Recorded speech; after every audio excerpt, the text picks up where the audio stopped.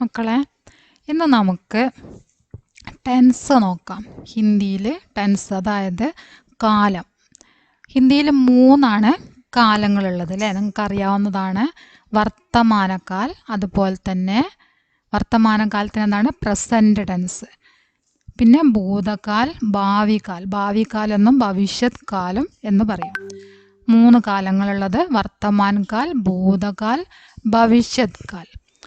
അതൊക്കെ എങ്ങനെയാണ് എന്നത് പറയുന്നതിന് മുമ്പായി അതെങ്ങനെ ചെയ്യണം എന്ന കാര്യം നിങ്ങളെ ഒന്ന് പരിചയപ്പെടുത്താം. ആദ്യം തന്നെ നമുക്ക് നോക്കാം ഓരോ ക്രിയയും എങ്ങനെയാണ് അത് വർത്തമാന കാലത്തിലേക്കും ഭൂതകാലത്തിലേക്കും ഭാവി കാലത്തിലേക്കൊക്കെ മാറുന്നത് എന്നത് നമുക്ക് ആദ്യം നോക്കാം. അതായത് ഇവിടെ പഠന, പഠിക്കുക, ഖാന കഴിക്കുക, ലിഖന എഴുതുക, കർണ ചെയ്യുക, ഇതൊക്കെ എന്താണ്? ക്രിയകളാണ് അല്ലേ? പഠന, ലിഖന, ഖാന, കർണ അതൊക്കെ ക്രിയകളാണ്. അപ്പം ഈ ക്രിയകളെ പഠിച്ചു, എഴുതി, കഴിച്ചു, അങ്ങനെ ചെയ്തു എന്നതിലേക്ക് അർത്ഥം വരാൻ വേണ്ടിയിട്ട് നമ്മൾ എങ്ങനെയാണ് മാറ്റുന്നത് എന്ന് നോക്കാം. പഠന എന്നത് ക്രിയയാണ്. ഈ പഠന എന്നതിൻ്റെ ക്രിയാധാതുവാണ് പട്. പഠന എന്നതിൻ്റെ ക്രിയാധാതു പട്, അതായത് ഈ ന ഒഴിവാക്കിയ ബാക്കി ഭാഗം, അതാണ് ക്രിയാധാതു എന്ന് പറയുന്നത്. അപ്പം ഈ കഴിക്കുക എന്ന ഖാന എന്നതിലെ ക്രിയാധാതുവാണ് ഖ. ലിഖന എന്നതിലെ ക്രിയാധാതുവാണ് ലിഖ്. കർണ കർ. മനസ്സിലായോ? ഇതിൻ്റെയൊക്കെ ന എന്നത് ഒഴിവാക്കിയിട്ട് ബാക്കിയുള്ള ഭാഗമാണ് ക്രിയാധാതു എന്ന് പറയുന്നത്. ഈ ക്രിയാധാതുവിനെയാണ്, അതിൻ്റെ കൂടെയാണ് നമുക്ക് മാറ്റം വന്ന് ചേർത്തിട്ട്, ഇപ്പം പഠന എന്നുള്ള പട, ആയും യായും ഒക്കെ ചേർത്തിട്ട് അതിന് മാറ്റം വരുത്തിയാണ് നമ്മൾ എഴുതുന്നത് അല്ലേ? അപ്പോൾ പട് എന്നത് ക്രിയാധാതുവാണ്. ആ ക്രിയാധാതുവിനോട് കൂടി പ്ലസ് ആ, ക്രിയാധാതു പ്ലസ് ആ, അതായത് പട് ആണ് ക്രിയാധാതു. പട് പ്ലസ് ആ, പട് പ്ലസ് ആ ആണ് എന്ത്? പട. മനസ്സിലായോ? പട് പ്ലസ് ആ എന്നതാണ് ഇതിനോട് കൂടി ചേർക്കുന്നത്. ആ എന്നും അതുപോലെ തന്നെ യാ എന്നുമാണ് നമ്മൾ ഭൂതകാലത്തിലേക്ക് മാറുമ്പോൾ ചേർക്കേണ്ടത്. മനസ്സിലായോ? ക്രിയാധാതുവിൻ്റെ കൂടെ ആ എന്നോ അല്ലെങ്കിൽ യാ എന്നോ ചേർത്ത് കഴിഞ്ഞാൽ ഏത് കാലമായി?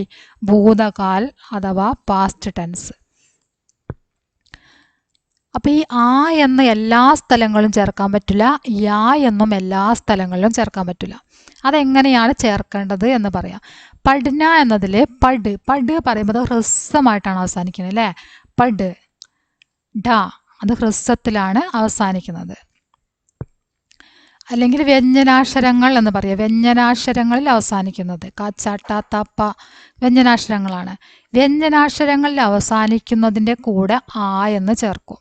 സ്വരാക്ഷരങ്ങളിൽ അവസാനിക്കുന്നതിൻ്റെ കൂടെ യാ എന്ന് ചേർക്കും.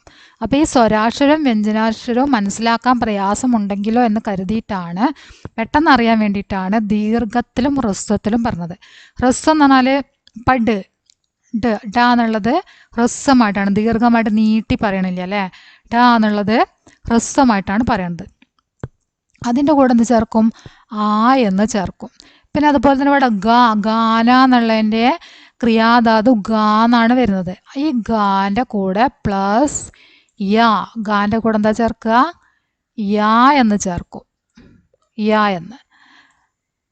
ഗാ ദീർഘത്തിലാണ് അവസാനിക്കുന്നത്. ദീർഘത്തിലാണ് ഗാ എന്ന് അവസാനിക്കുന്നത്. അതുകൊണ്ടാണ് അതിൻ്റെ കൂടെ യാ എന്ന് ചേർത്തത്. ദീർഘത്തിൽ അവസാനിക്കുന്നതിൻ്റെ കൂടി യാ എന്ന് ചേർക്കുക. ഹ്രസ്വത്തിൽ അവസാനിക്കുന്നതിനോട് കൂടി ആ എന്നും ചേർക്കുക. അതുപോലെ തന്നെ ഇവിടെ എ എന്ന ചിഹ്നം ഉണ്ടെങ്കിലും അതിൻ്റെ കൂടെയും എന്താ ചെയ്യുക? യാ എന്ന് തന്നെയാണ് ചേർക്കുക. ആ എ എന്നൊക്കെയുള്ള ചിഹ്നം ഉണ്ടല്ലോ. ഇവിടെ ഗാ എന്നാണ്, ഇവിടെ ഗേ എന്നാണെങ്കിൽ ഗേയാ. എ എന്ന ചിഹ്നം വരികയാണെങ്കിൽ അതിൻ്റെ കൂടെ എന്ത് ചേർക്കുന്നത്? യാ എന്ന് ചേർക്കുന്നത്. ചിഹ്നമില്ലാതെ ഹ്രസ്വത്തിൽ അവസാനിക്കുന്നതിൻ്റെ ഒക്കെ കൂടെ എന്താ ചേർക്കുക? ആ എന്ന് ചേർക്കും. ദീർഘവും അതുപോലെ തന്നെ ചിഹ്നങ്ങളൊക്കെ വരുന്നതിൻ്റെ കൂടെ യാ എന്ന് ചേർക്കും. അപ്പം അങ്ങനെ അടുത്തത് നോക്കാം. ലിഖ്ന എന്നതിൻ്റെ ഹ്രസ്വ രൂപമാണ് അല്ലേ? ലിഖ്. അപ്പം ഈ ഗാൻ്റെ കൂടെ എന്ത് ചേർത്തു? ആ എന്ന് ചേർത്തു. അപ്പോൾ അതെന്തായി? ലിഖ. മനസ്സിലാവുണ്ടോ? അപ്പോൾ ഈ ലിഖിൻ്റെ കൂടെ ആ ചേർത്തപ്പം ലിഖ എന്നായി. പടിൻ്റെ കൂടെ ആ ചേർത്തു പട. ഗാൻ്റെ കൂടെ യാ ചേർത്തു ഗായ. ഗാൻ്റെ കൂടെ യാ ചേർക്കാനുള്ള കാരണം ദീർഘത്തിലാണ് അവസാനിക്കുന്നത്. ഗാ അല്ലേ? ആയിലാണ് അവസാനിക്കുന്നത്. സ്വരാക്ഷരത്തിൽ അവസാനിക്കുന്നു എന്നും പറയാം. സ്വരാക്ഷരത്തിൽ ആ ആ ഈ എ ഐ അതൊക്കെ സ്വരാക്ഷരമാണ് അല്ലേ? കാക്കാകങ്കയാണെന്ത്? വ്യഞ്ജനാക്ഷരം. അപ്പോൾ സ്വരാക്ഷരത്തിൽ അവസാനിക്കുന്നതിൻ്റെ കൂടെ യാ, അതായത് ദീർഘത്തിൽ അവസാനിക്കുന്നതിൻ്റെ കൂടെ യാ എന്നും ഹ്രസ്വത്തിൽ അവസാനിക്കുന്നതിൻ്റെ കൂടെ ആ എന്നും ചേർത്തിട്ട് ഭൂതകാല രൂപത്തിലേക്ക് മാറ്റുക. പടിൻ്റെ കൂടെ ആ ചേർത്തു പട, ഗാൻ്റെ കൂടെ യാ ചേർത്തു ഗായ, ലിഖിൻ്റെ കൂടെ ആ ചേർത്തു ലിഖ. ഇനി ഇതിൻ്റെയൊക്കെ അർത്ഥം എങ്ങനെ മാറുന്നു നോക്കാം. കർണ എന്നുള്ള കർ എന്നുള്ളതിൻ്റെ കൂടെ കർണ എന്നുള്ളതിന് മാറ്റം വരും കേട്ടോ. കർണ എന്നുള്ളത് കിയ, അങ്ങനെയാണ് വരിക. കർണ അത് അങ്ങനെ തന്നെ പഠിക്കുക. കർണ കിയ. കർണയിലെ ഞാ പോക്കി കർ ആണ്. കറിന് മാറ്റം വരുന്നത് കിയ. അതുപോലെ തന്നെ ദേന ആണെങ്കിൽ ദിയ എന്നാണ് വരിക. ദേന, ദേന നൽകുക, കൊടുക്കുക. ദിയ വരും. ലേന എന്നുള്ളത് ലിയ വരും. ഓക്കെ. അപ്പോൾ ഇതിൻ്റെ അർത്ഥം വരുന്നത് പഠിക്കുക എന്നത് പഠിച്ചു, ചെയ്തു എന്നുള്ള അർത്ഥം. പഠിച്ചു, എഴുതി, കഴിച്ചു. പഠന, പഠ, പഠിച്ചു. ഗാന എന്നുള്ളതിൻ്റെ ഗായ, കഴിച്ചു. ലിഖ്ന, ലിഖ, എഴുതി. കർണ, കിയ, ചെയ്തു. ഓക്കെ. അപ്പോൾ ഇത് ഏത് കാലമാണെന്നാണ് പറഞ്ഞത്? പ്രസൻറ്റ് ടെൻസും പാസ്റ്റ് ടെൻസും, വർത്തമാനകാലം, ഭൂതകാലം. ഈ വർത്തമാനകാലത്തിനെ 3ആയി തിരിച്ചിട്ടുണ്ട്. സാമാന്യ, താൽക്കാലിക്, സന്ദിഗ്ധ്. സാമാന്യ വർത്തമാനകാലത്തിൽ ക്രിയാധാതുവിനോട് കൂടി താ, തേ, തീ എന്ന് ചേരും. അത് അടുത്ത ക്ലാസ്സിൽ നമുക്ക് പറയാം. ഒന്നിച്ച് പറയുമ്പോൾ മനസ്സിലാക്കാൻ പ്രയാസവും. അതുകൊണ്ട് തന്നെ അടുത്ത ക്ലാസ്സിൽ നമുക്ക് വർത്തമാനകാലത്തിൻ്റെ 3 രൂപങ്ങൾ പറയാം.